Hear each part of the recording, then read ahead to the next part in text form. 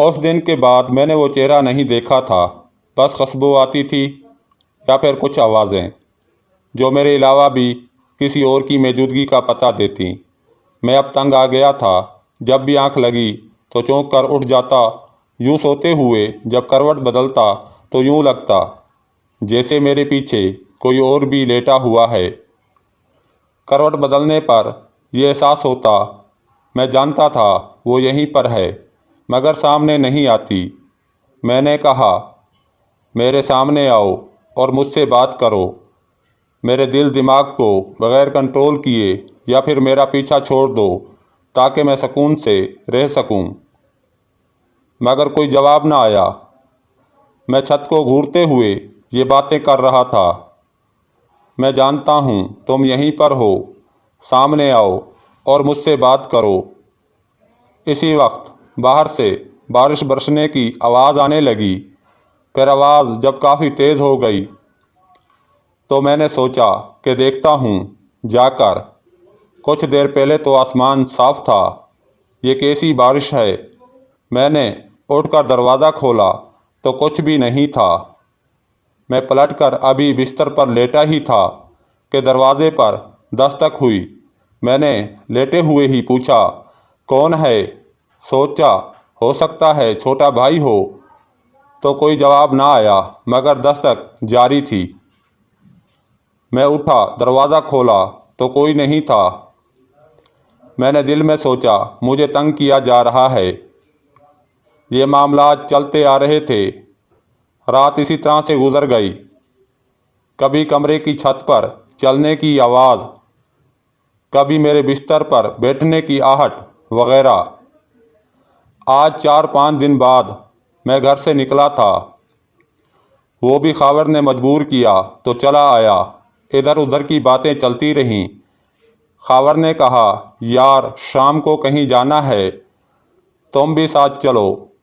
میں نے کہا، یار میرا بالکل بھی موڈ نہیں، ابھی بھی نہیں تھا، تم نے مجبور کیا تو تمہارے ساتھ چلا آیا۔ خاور نے منت شروع کی تو میں نے کہا، یار چلوں گا، تم بچوں کی طرح سے حرکتیں مت کرو۔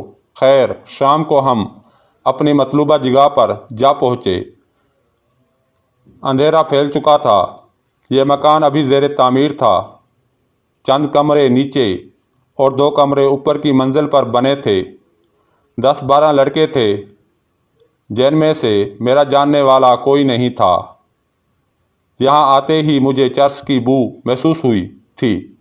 ہم اوپر کی منزل پر تھے، سب لوگ یہاں پر چرس اور شراب نوشی کر رہے تھے۔ میں 10 منٹ بیٹھا، پھر باہر نکل گیا۔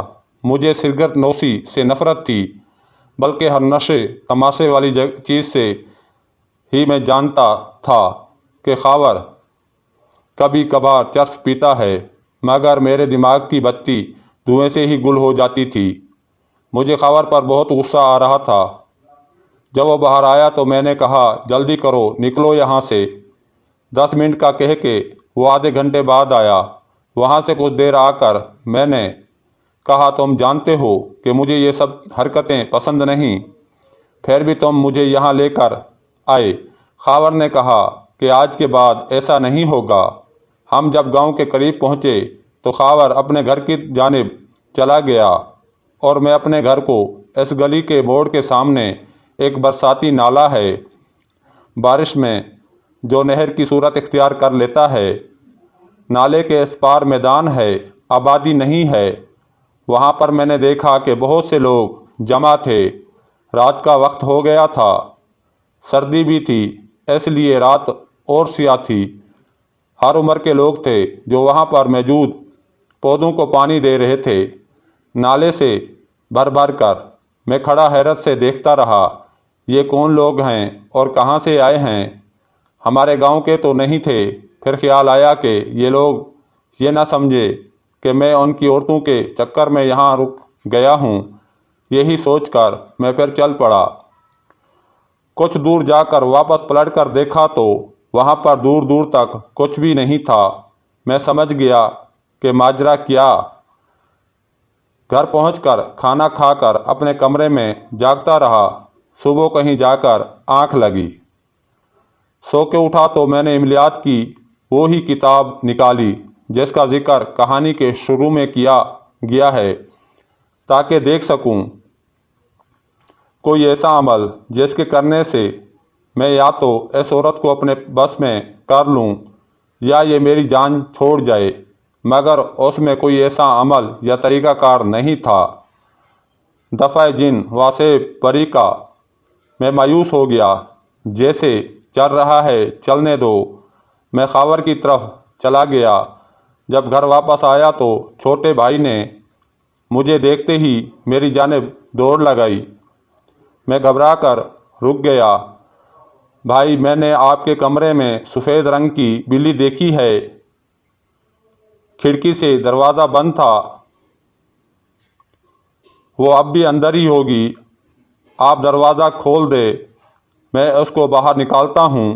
میں نے آگے بڑھ کر دروازہ کھولا تو وہ بلی کو ڈھونڈنے لگا، ہر جگہ دیکھ کر میری طرف حیرت سے دیکھتے ہوئے کہنے لگا، بھائی قسم کھا کر کہتا ہوں میں نے اپنی آنکھوں سے سفید رنگ کی بلی یہاں دیکھی ہے، آپ کے پلنگ پر لیٹی ہوئی تھی۔ میں نے زور سے سیس کیا تو اٹھ کر دوسری طرف چلی گئی۔ میں نے اماں کو بھی بتایا تھا دروازہ بند ہے تو وہ کہاں سے باہر جائے گی۔ میں آپ کا انتظار کر رہا تھا کب آپ گھر آئیں گے، مگر بلی کہاں گئی؟ میں نے اسے کہا، جاؤ جا کر پڑھائی کرو، آج کے بعد تاکہ جاکی مت کرنا ورنہ پٹائی کروں گا۔ وہ منہ بنا کر گھر کی دوسری جانب چلا گیا۔ میں کمرے میں آ کر دروازہ بند کر دیا، کھڑکیوں کے آگے پردے گرا دیے۔ میرے کمرہ گھر کے دوسرے کمروں سے بہت بڑا تھا۔ اس کمرے کے 2 بڑے بڑے کمرے بنائے جا سکتے تھے۔ 3 دروازے تھے اور 3 ہی کھڑکیاں۔ 2 دروازے گھر کے بڑے صحن میں کھلتے اور ایک باہر کی جانب۔ اس طرح گھر کی دوسری جانب بھی ایسا ہی کمرہ تھا، مگر وہ تھوڑا چھوٹا تھا، جو بیٹھک یعنی گھر میں آنے والے مہمانوں کے لیے کھولا جاتا تھا۔ کبھی کبھی خاور اور اس آسی بھی رات کو گپ شپ کے لیے آتے تو وہ میرے کمرے کا دروازہ جو باہر کھلتا اسی پر دستک دیتے تھے، اور ہمارا ایک سگنل تھا، ایک انداز تھا دستک دینے کا، تب میں سمجھ جاتا یا تو خاور ہے یا آسی، اور پھر دیر تک گپ شپ چلتی۔ ان دونوں دوستوں کے علاوہ کبھی کوئی اور یہاں نہیں آیا۔ آج جب میں بستر پر لیٹا تو تقریباً 12 بجے کے قریب اسی انداز میں کسی نے دستک دی تو میں سمجھ گیا ان دونوں میں سے کوئی ایک ہی ہے۔ میں نے دروازہ کھولنے کے لیے پردے کو ہٹا کر باہر نظر دوڑائی تو گلی میں کوئی بھی نہیں تھا۔ دروازہ سارا شیشے کا ہے، اندر سے باہر کا منظر دیکھا جا سکتا ہے، مگر باہر سے اندر کا منظر نظر نہیں آتا۔ اس طرح کا شیشہ ہے جو دروازے میں لگا ہوا ہے، اور پھر باہر لوہے کی مضبوط گرل یعنی 2 دروازے۔ میں نے باہر نکل کر دیکھا تو وہاں پر کوئی بھی نہیں تھا۔ میں نے سوچا شاید خاور ہی ہے جو دستک دے کر آگے کہیں چھپ گیا ہے، کیونکہ وہ ایسا کبھی کبھی کیا کرتا تھا۔ اس لیے میں نے گلی کے دوسری طرف بھی دیکھا، مگر کوئی نہیں تھا۔ میں واپس کمرے میں آ گیا اور دروازے کو بند کر دیا۔ میں وہیں پڑے صوفے پر بیٹھ گیا، سر تھام کے اپنے پیروں کو دیکھنے لگا۔ ہنسی کی آواز آئی۔ میں نے چونک کر مڑ کر دیکھا تو دل جیسے اچھل کر حلق میں آ گیا ہو۔ سرخ ساڑی میں ملبوس وہی تھی۔ میں حیرت کے عالم میں دیکھے ہی جا رہا تھا۔ بال کمر سے بھی نیچے تک جھول رہے تھے۔ وہ مسلسل ہنسی جا رہی تھی۔ میں بت بنا بس اسے ہی دیکھ رہا تھا۔ سانس چلنا اور پلکیں جھپکنا جیسے بھول گئیں۔ مجھے یاد نہیں کہ کبھی میں نے کسی عورت کو ایسے دیکھا ہو۔ میں تو عورتوں کے سامنے جانے اور بات کرنے سے ہی بلکہ اس خیال سے ہی مجھے شرم آنے لگتی تھی۔ میری نظر اس کے چہرے پر ہی ٹھہر گئی تھی۔ میں اپنی جگہ سے اٹھنا چاہتا تھا، مگر اٹھ نہ سکا، اتنی ہمت نہیں تھی۔ ایسا بھی نہیں تھا، آج میں پورے ہوش و حواس میں تھا، یہ پہلا موقع تھا جب میں اپنی آپ میں تھا، حرکت کر سکتا تھا، بول سکتا تھا۔ شاید آج اس نے میرا دل دماغ کنٹرول نہیں کیا تھا اور ایسے ہی ظاہر ہو گئی تھی۔ مسلسل چہرے پر مسکراہٹ تھی، ایک کشش تھی، پتہ نہیں کیسی، جو مجھے کھینچ رہی تھی اس کی جانب۔ میں نے گھبرا کر اس کے چہرے سے نظر ہٹا لی۔ کس قدر خوبصورت اور پرکشش چہرہ تھا۔ ایک خیال کا دل میں آنا تھا کہ میں نے اس کے پیروں کی جانب دیکھا تو بالکل سیدھے تھے۔ سنا تھا چڑیلوں کے پیر الٹے ہوا کرتے ہیں۔ میں ایک منتر کے جپ میں مصروف تھی جب تم نے مجھے آنے پر مجبور کیا۔ میری ساری تپسیا رائگاں گئی۔ تم نے مجھے پریشان کیا۔ میں نے تم سے بدلہ لینے کے لیے تمہیں مارنے کی کوشش کی، مگر کوئی تھا جو تمہاری رکشا کر گیا اور تم بچ گئے۔ چاہتی تو بعد میں بھی مار سکتی تھی، مگر صرف ڈرایا، پریشان کیا۔ اب تم وہی چاپ مکمل کرو گے جو ادھورا چھوڑ دیا تھا۔ ایک رات کا عمل کرو گے۔ اگر تمہاری تپسیا رنگ لائی تو ہم مل کر معاملہ طے کر لیں گے، کیونکہ اس دن تم بے ہوش ہو گئے تھے اور معاملہ بگڑ گیا۔ اب یہ تو تم کو کرنا ہی پڑے گا، ورنہ پچھتاؤ گے۔ میں نے کہا، میں کروں گا۔ تم مجھے طریقہ بتا دو۔ تو اس نے بتا دیا اور کہا کہ ڈرنا مت، میں بھی تمہارے آس پاس ہی رہوں گی، کیونکہ میں مجبور ہو گئی ہوں۔ کسی نے میری ساری شکتی کمزور کر دی ہے۔ اس دوران اس نے کسی کو جانے کے لیے کہا تو میں دائیں بائیں دیکھنے لگا تو وہ مسکراتی ہوئی سامنے آ گئی۔ وہ عورت بھی کوئی ہندو عورت تھی۔ ہاتھ جوڑ کر پرنام کرنے لگی، کامنی دیوی جی، میں اب جاؤں؟ اس کے ہاتھ ابھی تک جڑے ہوئے تھے۔ کامنی نے سر ہلا کر جانے کا سگنل دیا تو وہ دیکھتے ہی دیکھتے نظروں سے اوجھل ہو گئی۔ اگلی منگل کی رات تم کو دریا کے کنارے اسی منتر کا جپ کرنا۔ تمہارے پاؤں دریا کے پانی کے اندر ہونے چاہیے۔ ہوا چلے، طوفان آئے، پاؤں باہر نہیں نکلنے چاہیے۔ جو کچھ مرضی ہو جائے، تعداد مکمل کرنے کے بعد ہی پاؤں نکالنا، ورنہ جان سے جاؤ گے۔ یاد رکھنا، کامنی کے نام کا منتر ہے۔ یہ جان نہیں بچے گی غلطی کرنے پر، اور نہ ہی اب وہ اس پراسرار قوت تمہارے ساتھ ہے، اور میں بھی کچھ نہیں کر سکوں گی۔ تمہیں ہر حال میں یہ کرنا ہے، کامنی نے مجھے کہا، اور میں نے سر ہلا دیا، کیونکہ میرا چلہ تو مکمل نہیں ہوا تھا۔ وہ چاہتی تو مجھے مار بھی سکتی تھی، مگر اس نے ایسا نہیں کیا۔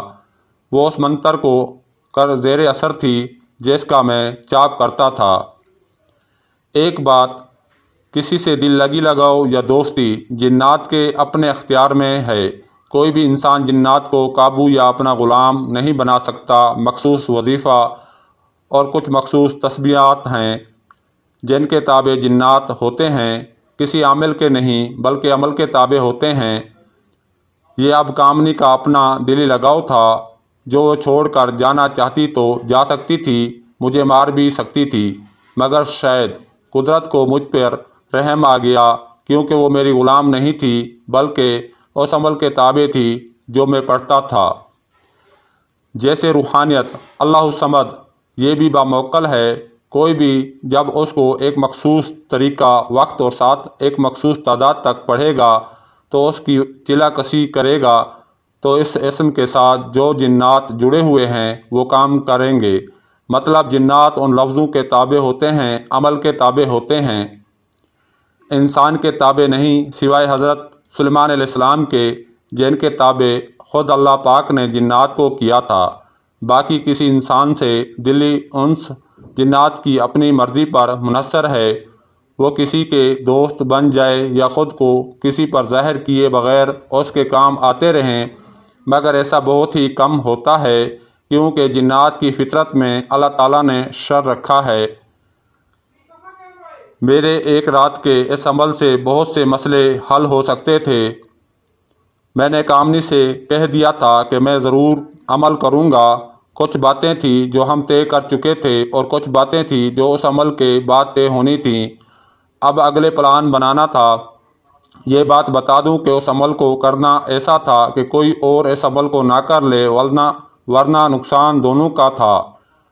اسے طاقت ملتی اور جو حصار میں نے کھینچا تھا وہ اس کے زیر اثر تھی، اس لیے کرنا ضروری تھا کسی اور کے زیر اثر نہ ہو جائے جس کے اثرات مجھ پر بھی آتے، کیونکہ میری نیت صاف تھی۔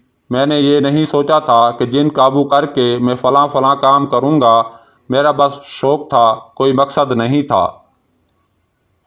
میں نے ساری حکمت عملی تیار کی، بالکل اپنے پلان کے مطابق۔ اب مجھے منگل کے دن کا انتظار تھا۔ یہ کھیل تو میں اب کھیل چکا تھا۔ سچ کہتے ہیں دیوار کی پہلی اینٹ توڑنا مشکل ہے، باقی آسانی سے ٹوٹ جاتی ہے۔ میرا شوق تو پورا ہوا، مگر بہت سی باتیں مجھے معلوم کرنا تھیں، جیسے کہ وہ بابا کون تھا، اس نے کیا عمل کیا اور مجھ سے کنویں میں کیا پھینکوایا تھا، وہ کون تھا، اب کہاں تھا۔ یہ سارے سوالوں کے جواب معلوم کروائے جا سکتے تھے جو میرے دل دماغ میں تھے۔ باقی کی کل پرسوں، خیالات باقی، ملاقات باقی۔ اب مجھے اجازت دیں، اللہ حافظ۔